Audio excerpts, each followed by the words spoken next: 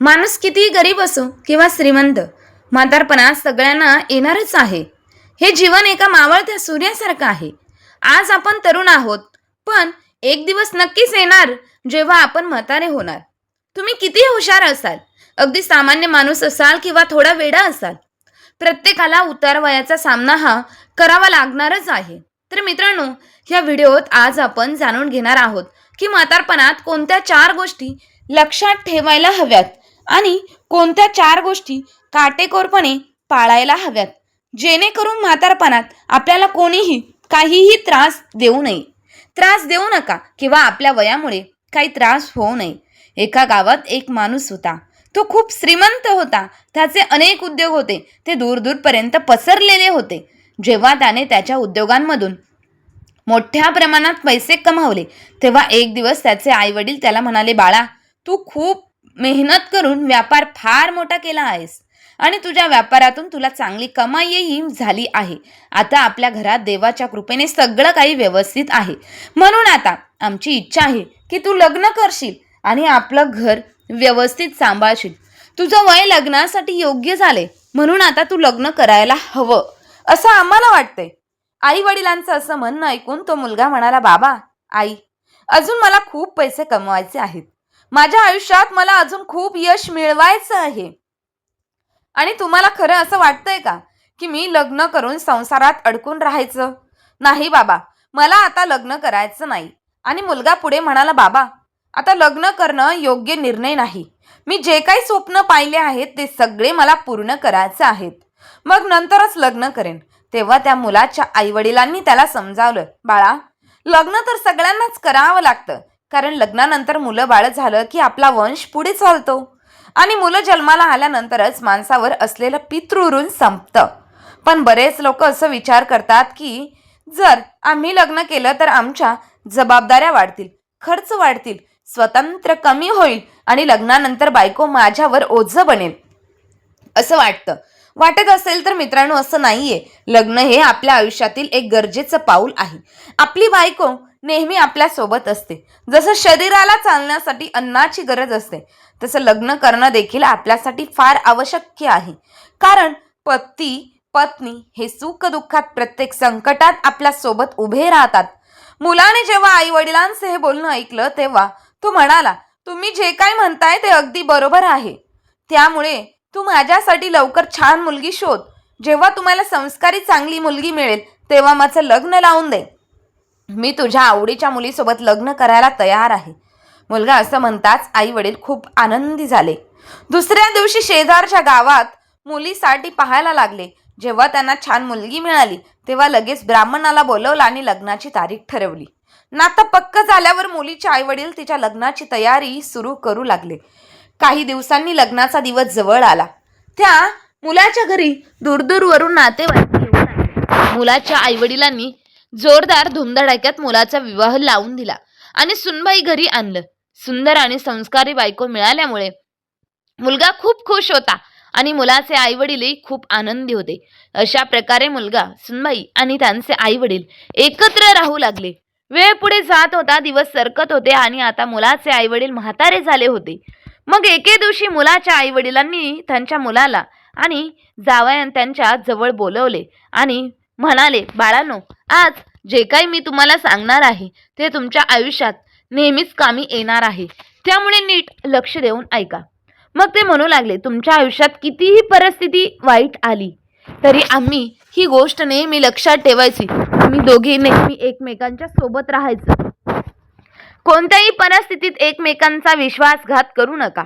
असं काही करू नका ज्यामुळे तुमच्या जोडीदाराला त्रास होईल. तुम्ही दोघंही शक्य तितकं एकमेकांसाठी चांगलं करायचं. दुसऱ्यांची मदत करा, कारण मदत केल्याने कधीही कोणताही माणूस गरीब होत नाही. उलट तो मदत करत असतो, तो यशाच्या उंच शिखरावर पोहोचत असतो. जेव्हा त्या मुलाने आणि बायकोने आई वडिलांचं असं बोलणं ऐकलं तेव्हा ते दोघे म्हणाले, तुम्ही काळजी करू नका, आम्ही तुम्ही सांगितलेल्या मार्गावर चालणार आहोत. आम्ही दोघं नवरा बायको तुमच्या सिद्धांतावर चालून आमचं जीवन व्यतीत करू. तुम्हाला आम्ही कोणत्याही प्रकारची तक्रार करण्याची संधी देणार नाही. मित्रांनो, असंच ते सगळे आनंदाने आपलं जीवन जगत होते. दिवस पुढे सरकत होते. तो मुलगा आणखी जास्त श्रीमंत झाला होता. आता त्या मुलाच्या आई वडिलांचं वय फार झालं होतं. केस पांढरे झाले होते. शरीर सरडपातळ झालं होतं. म्हातारपणामुळे ते वेगवेगळ्या प्रकारे उलटसुलट बोलायचे. त्यांचा असा तो वागणूक व्यवहार सुनबाईला आवडत नव्हता आणि ती रागवायची. तिला रागवण्यामागचं कारण होतं की तिचे सासू सासरे नेहमी छोट्या छोट्या गोष्टींवरून तिच्याशी भांडायचे. जेव्हा तिचा नवरा संध्याकाळी घरी येई तेव्हा ती नवऱ्याला सांगायचे, तुमचे आई वडील रोज कुठल्या ना कुठल्या तरी कारणावरून माझ्याशी भांडत असतात. जर तुमच्या आई वडिलांची अशीच वागणूक राहिली तर एक दिवस मी हे घर सोडून निघून जाईल माझ्या वडिलांच्या घरी, असं बायको म्हणाली. ते ऐकून मुलगा आपल्या आई वडिलांना समजावतो, तुम्ही तुमच्या सुनबाई बरोबर असं का वागताय? तेव्हा आई वडील म्हणाले, भांडण आपल्याला नाही, तुझी बायको करते, तीच आपल्यावर भांडायला येते. मग दोघे एकमेकांवर आरोप करू लागले. मुलगा दोघांनाही समजावतो, पण ते आई वडील म्हातारे झाले होते, त्यामुळे ते मुलाचं काहीच ऐकत नव्हते आणि पुन्हा तशीच वागणूक सुरू ठेवायचे. काही दिवस असंच चालू राहिलं. तेव्हा घरातल्या परिस्थितीवर परिणाम होऊ लागला. भांडणामुळे मुलगा खूप ताणतणावात राहू लागला आणि त्याचबरोबर बायकोच्याही रोजच्या रोज या भांडणामुळे खूप त्रस्त झाली. काही दिवसांनी तिच्या सासू सासऱ्यांचा हा वावर सहन केला. पण जेव्हा तिची सहनशक्ती संपली तेव्हा ती मुलगी तिच्या सासू सासऱ्यांना आणि नवऱ्याला सोडून आपल्या माहेरी निघून आली. मुलीचे आई वडील जेव्हा तिला एकटी येताना पाहिलं तेव्हा त्यांना विचारलं, पोरी काय झालं, तू एकटी का आली आहेस? तुझ्यासोबत जावई बापू का नाही आले? तेव्हा त्या मुलीने घडलेली सगळी घटना तिच्या आई वडिलांना सांगितली. मुलीचे असे बोलणे ऐकून तिचे वडील म्हणाले, या बाबतीत तुला तुझ्या नवऱ्याशी बोलायला हवं होतं. वडिलांचं हे म्हणणं ऐकल्यानंतर ती मुलगी म्हणाली, माझ्या नवऱ्याला सगळं सांगितलं. त्यांनी सुद्धा त्यांच्या आई वडिलांना समजवण्याचा प्रयत्न केला, पण ते कोणाचंच ऐकत नाही. त्यावर कोणीही समजवण्याचा काहीच फायदा होत नाही. काही वेळ ते नीट वागतात, परंतु पुन्हा पुन्हा तेच भांडण सुरू करतात. आता रोजच्या रोज या भांडणांमुळे माझं जीवन नरकासारखं झाले. दिवसेंदिवस माझ्या त्रासात वाढच होत चालली आहे आणि आज मी पुन्हा हा निर्णय घेऊन माहेरी आले की जोपर्यंत ते दोघे म्हातारे आहेत तोपर्यंत मी सासरी जाणार नाही आणि जोपर्यंत मी तुमच्या जवळ राहीन. आणि असं मुलीनं म्हटलं. हे ऐकून तिच्या आई वडिलांनी सांगितलं, पोरी कुठल्याही मुलीचं तिच्या आईवडिलांच्या घरी राहणं शक्य नाही. जोपर्यंत लग्न होत नाही तोपर्यंत आईवडिलांचे घर हे तिचं घर असतं, पण जेव्हा लग्न होतं तेव्हा सासर हेच तिचं घर असतं.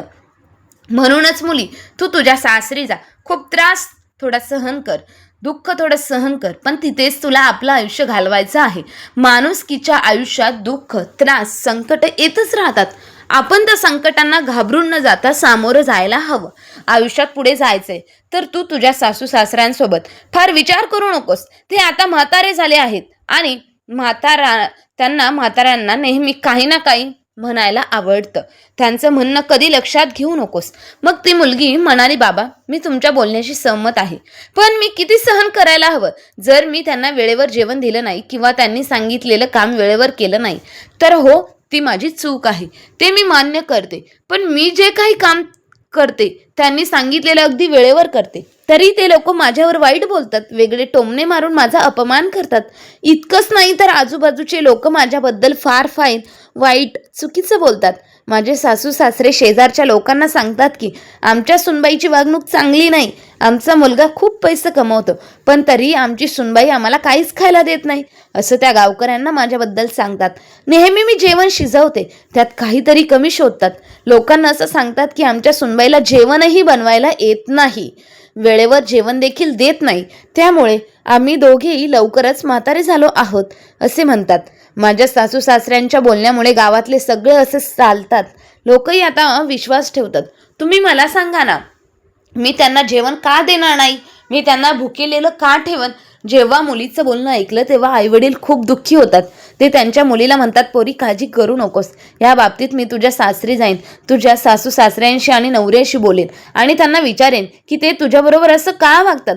दुसऱ्या दिवशी मुलीचे आईवडील तिच्या सासरी जातात. सासरी गेल्यावर त्यांना त्यांचा जावई भेटत नाही. तेव्हा मुलीचे आईवडील तिच्या सासू सासऱ्यांशी बोलून त्यांना समजावून सांगण्याचा प्रयत्न करतात. म्हणतात, पण मुलीचे सासू सासरे तर म्हातारे झाले असतात. ते काही समजून घेण्यासाठी तयार नसत. उलट ते दोघे मुलीच्या आईवडिलांना उलटसुलट बोलू लागतात.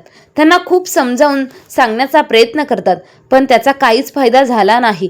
जेव्हा सासू सासऱ्यांना समजावून सांगण्याचा काहीच उपयोग होणार नाही हे मुलीच्या आईवडिलांना कळलं, तेव्हा ते मुलीला घेऊन पुन्हा माहेरी निघून गेले. ते परत येताना रस्त्यात त्यांना एक माणूस दिसला, ज्याच्या हातात एक कमंडलू होता आणि ज्याचे केस पांढऱ्या लांब आणि दाढीही पांढरी होती आणि त्यांच्या चेहऱ्यावर एक वेगळंच अलौकिक तेज चमकत होतं.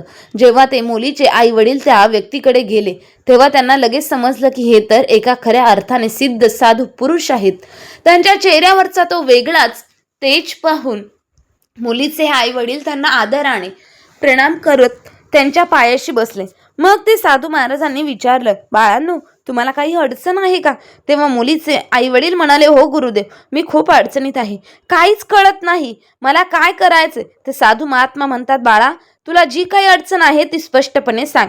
मी नक्की तुझ्या अडचणीचं काहीतरी समाधान शोधून देईल. तेव्हा मुलीचे वडील म्हणाले, महात्मा, काही वर्षांपूर्वी मी माझ्या मुलीचं लग्न शेजारच्या गावातच लावलं होतं. ज्या घरात माझ्या मुलीचं लग्न झालं ते लोक खूप श्रीमंत आहेत. लग्न केलेल्या मुलाचा स्वभाव चांगला आहे, पण त्याचे आई वडील चांगले नाहीत. ते म्हातारे झाले आहेत आणि म्हणतात म्हातारे झाल्यामुळे ते माझ्या मुलीला सतत त्रास देत असतात. शेजाऱ्यांना मुलीबद्दल वाईट गोष्टी सांगत असतात. यामुळे माझी मुलगी तिचं घर सोडून माहेरी आलेली आहे. आता तिचं माहेरी राहायला म्हणते. आता मला सांगा, कुठलेही आई वडील आपल्या मुलीच्या लग्नाचा संसार असा मोडताना कसं पाहू शकतात? मुलीच्या वडिलांचं हे ऐकल्यावर तो शहाणा माणूस म्हणाला, बाळा, जर असं काही आहे तर मला मुलीच्या सासरी घेऊन जा. मी त्यांना काही गोष्टी सांगेन जे मी सांगेन. जर त्यांना पटलं आणि ते त्यांच्या आयुष्यात अंमलात आणलं तर ते तुमच्या मुलीमुळे तिच्या संसारात नेहमी आनंदी राहतील आणि ते लोक नेहमी खुश राहतील. कारण त्यांना कधीच कोणी सांगितलं नव्हतं की म्हातारपणात कोणत्या गोष्टींची काळजी घ्यायला हवी आणि त्यामुळेच त्यांची ही स्थिती झाली आहे. आणि त्याचबरोबर तुमच्या मुलीला आणि जावयालाही अशा त्रासांना सामोरे जावे लागत आहे. जेव्हा मुलीच्या आईवडिलांनी त्या साधू आणि महाराजांचं बोलणं ऐकलं तेव्हा ते खूप खूप आनंदी झाले आणि साधू महाराजांना घेऊन मुलीच्या सासरी गेले. जेव्हा ते तिथे पोहोचले तेव्हा साधू महाराजांनी मुलीच्या आईवडिलांना आणि मुलीला सांगितलं, तुम्ही बाहेर थांबा, आणि स्वतः मात्र घरात गेले. घरात सासू सासरे दोघेही बसले होते. जेव्हा मुलीच्या सासू सासऱ्यांनी साधू महाराजांना पाहिलं तेव्हा ते दोघे उभे राहिले आणि साधू महाराजांना बसायला आसन दिलं. मग मुलीच्या सासूने आणि सासऱ्यांनी साधू महाराजांना जेवणाबद्दल विचारलं तेव्हा ते म्हणाले, मी तुमच्या घरी पोट भरून जेवणार आहे, पण त्याआधी तुम्हाला माझं एक काम करावं लागणार आहे. साधूचं हे म्हणणं ऐकल्यावर ते दोघे म्हणू लागले, तुमचं असं कोणतंही काम करण्यासाठी आम्ही तयार आहोत, पण तुम्ही आधी जेवण करा. सिद्ध साधू पुरुष म्हणाले, नाही, अगोदर तुम्ही माझं म्हणणं ऐका, मगच तुमच्या घरी मी जेवायला येईल. साधू महाराज म्हणाले, माझ्या कानांवर असं आलंय की तुम्ही तुमच्या सुनेला बरं त्रास देता, तुम्ही तुमची सुनेला सुद्धा त्रास देता. साधूचं हे ऐकल्यावर दोघे नवरा बायको म्हणू लागले, गुरुजी, तुम्ही अगदी बरोबर म्हणताय. आम्ही दोघे म्हातारे झालो आहोत, त्यामुळे आमची सून आमची काळजी घेत नाही, कायमच त्रास देते. तिला हे कळत नाही की जसं आम्ही म्हातारो झालोय तसंच तिला सुद्धा एक दिवस असाच म्हातारपण येईल. दिवसभर म्हातारी होणार आहे, पण तरी ती आम्हाला दोघांना खूप त्रास देते. तेव्हा साधू महाराज म्हणाले, तुम्ही काळजी करू नका, मी तुमच्या सगळ्या अडचणी आता संपवणार आहे, पण त्यासाठी तुम्हाला माझ्या 4 गोष्टी ऐकाव्या लागतील. जर तुम्ही त्या 4 गोष्टी ऐकलात तर तुमचं म्हातारपण किती सुखात जाईल हे तुम्हाला कळेल. मी तुमच्या सुखी आयुष्यासाठी ह्या 4 गोष्टी सांगणार आहेत, त्या तुम्ही लक्षपूर्वक ऐका आणि तुमच्या आयुष्यात त्यांना पाळा. त्यामुळे तुम्ही आनंदी राहाल आणि कधीही तुमचा मुलगा किंवा सुनबाई तुम्हाला त्रास देणार नाही.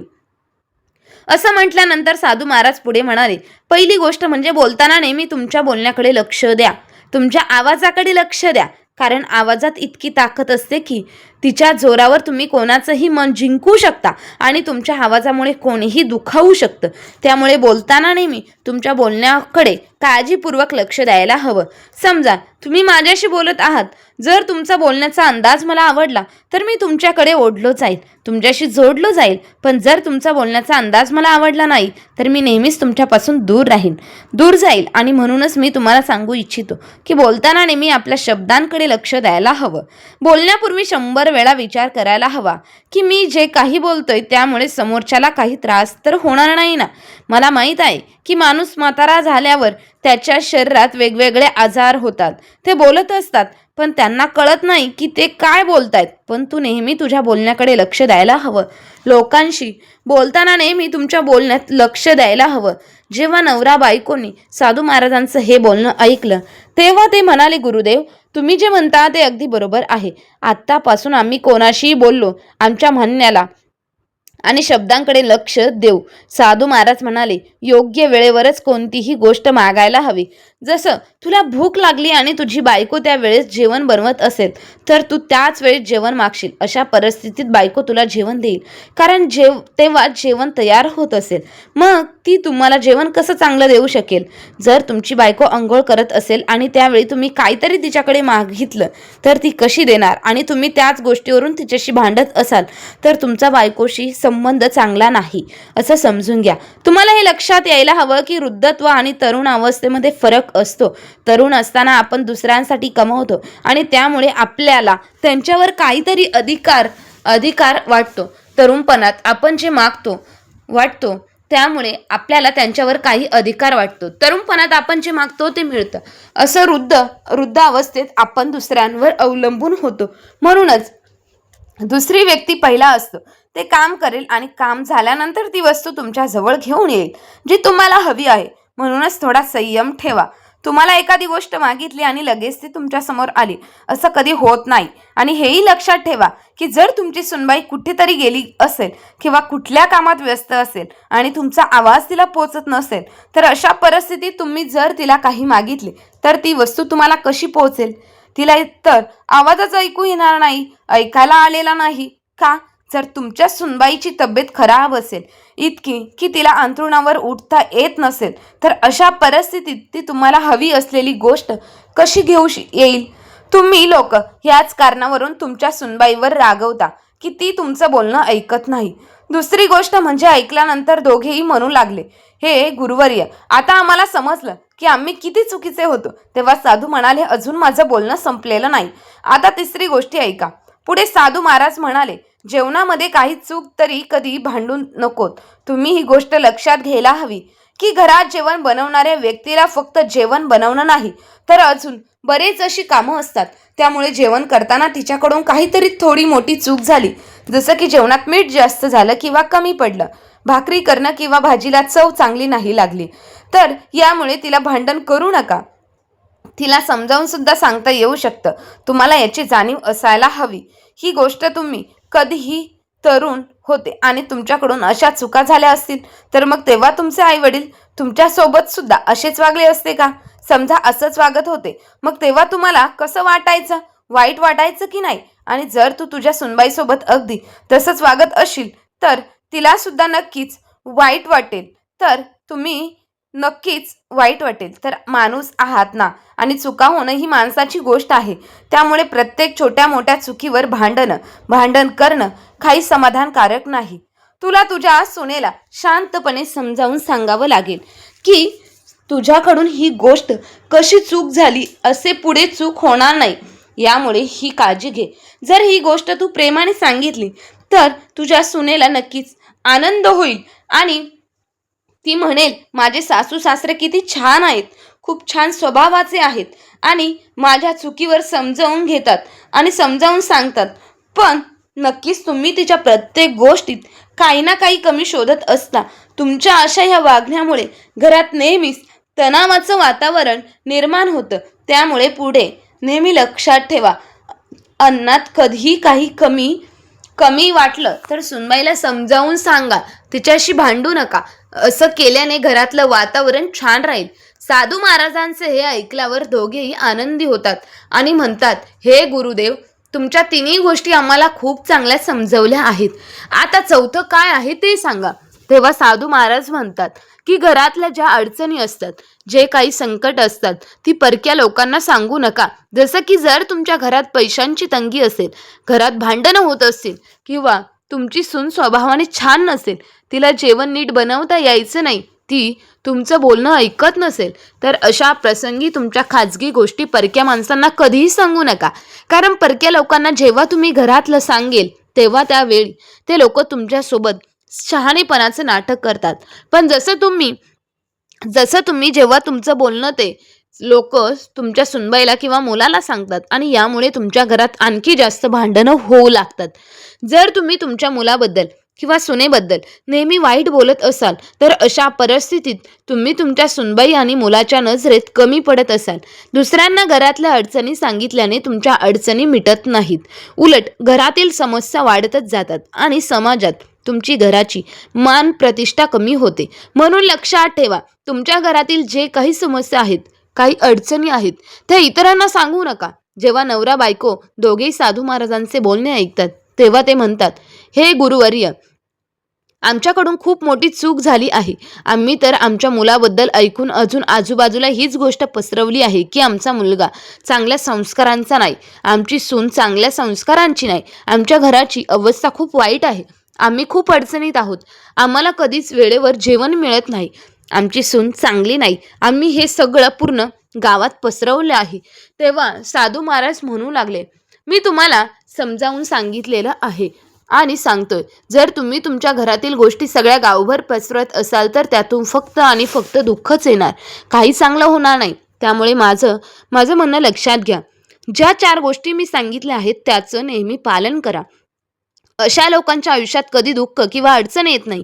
ते नेहमी आनंदी राहतात आणि त्यांचं घरात शांतता टिकून राहते. साधू महाराजांचं हे बोलणं मागे उभे असलेला मुलगा आणि सुनबाई सुद्धा ऐकत होते. त्यानंतर ते दोघेही साधू महाराजांकडे येतात आणि त्यांच्या चरणांजवळ जातात. स्पर्श करून त्यांना प्रणाम केल्यानंतर ते म्हणतात, साधू महाराज, तुम्ही काही गोष्टी लक्षात ठेवा. बाळा, घरात जर वयोवृद्ध वडील आहेत आणि त्यांनी काही असं बोललं ज्याने तुमच्या मनाला त्रास झाला, तर तरुणांनी हे समजावून घ्यायला हवं की त्यांचे आईवडील आता म्हातारे झाले आहेत आणि म्हातारपणामुळे त्यांच्या वाणीचा ताबा कमी राहतो. तरुणपणाच्या तुलनेत त्यांचं डोकं कमी चालतं आणि त्यांना स्वतःलाही कधी कधी कळत नाही की ते काय बोलतात. त्यामुळे त्यांचं बोलणं मनावर घेऊ नका. तुम्ही नेहमी ही गोष्ट लक्षात ठेवायची आहे की ते आता वयस्कर झाले आहेत. दुसरी गोष्ट म्हणजे, जेव्हा तुमचे आईवडील तुमच्याशी अशी काही गोष्ट बोलतात त्यामुळे तुम्हाला त्रास होतो, तुमच्याशी भांडतात किंवा तुमच्या बायकोला काहीतरी म्हणतात, जसं की जेवण चांगलं बनवलं नाही, तर त्यावर तुम्ही भांडू नका. त्यांचं बोलणं ऐका, त्यावर विचार करा. जर काही चुका केल्या, जेवणाची चव खराब झाली असेल तर ती चूक दुरुस्ती करा. पण जेवण व्यवस्थित बनवलं असेल तर त्यांचं बोलणं ऐकून शांत राहा. म्हातारपणामुळे ते काहीही बोलत असतात असं नाही, पण असंही नाही की ते नेहमी चुकीचं बोलतात. त्यांच्याकडे तुमच्यापेक्षा जास्त अनुभव असतो. त्यांना चांगलं माहीत असतं की कोणतं काम करण्यासाठी फायद्याचं आहे आणि कोणतं नुकसानकारक. जर तुम्ही काहीतरी करत असाल आणि ते तुमचे म्हातारे आईवडील तुम्हाला काम थांबवायला सांगत असतील, तर त्यांचं बोलणं ऐकणं गरजेचं आहे. त्यांच्याकडे बोलणं गरजेचं आहे. त्यांच्याकडे अनुभव इतका मोठा असतो की त्यावरून ते तुम्हाला असं सांगतात की त्यांना चांगलंच माहीत असतं की कोणतं काम केल्याने तुम्हाला फायदा होणार आहे आणि कोणतं केल्याने नुकसान होणार आहे. त्यामुळे समजून घ्यायला हवं. वृद्धावस्थेत आई वडील कधी कधी चुकीचं किंवा थोडंसं वाईट बोलू शकतात. असं असलं तरी त्यांचं बोलणं मनावर घेऊ नका, त्यांना वाईट समजून घेऊ नका. कारण वृद्ध लोकांच्या बुद्धीत आणि लहान मुलांच्या बुद्धीत फारसा फरक नसतो. ते काही समजावू शकतात. जसं आपण आपल्या लहान मुलांचं बोलणं मनावर घेत नाही, तसंच आपण आपल्या वृद्ध आईवडिलांचंही बोलणं मनावर घेऊ नये. तर मित्र आणि मैत्रिणींनो, तुम्हाला ही आजची कथा कशी वाटली ते कमेंट करून नक्की कळवा आणि आवडली असेल तर आपल्या चॅनलला अशाच नवनवीन कथा ऐकण्यासाठी लाईक, शेअर, सबस्क्राईब नक्की करा. धन्यवाद.